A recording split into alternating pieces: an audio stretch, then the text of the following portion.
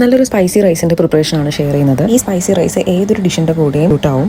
Similar to normal ghee rice പ്രിപ്പറേഷനാണ്, പക്ഷേ ചെറിയൊരു ഡിഫറൻസ് ഉണ്ട്.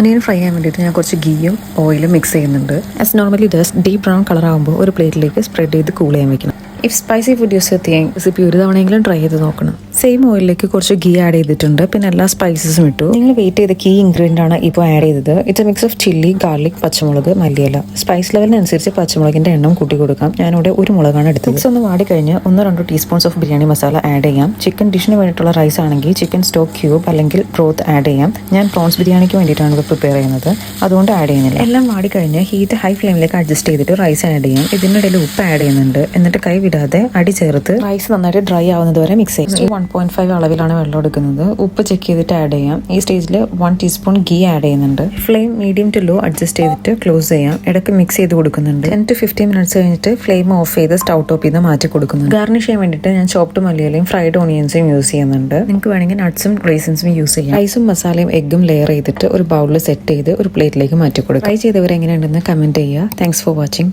ബൈ.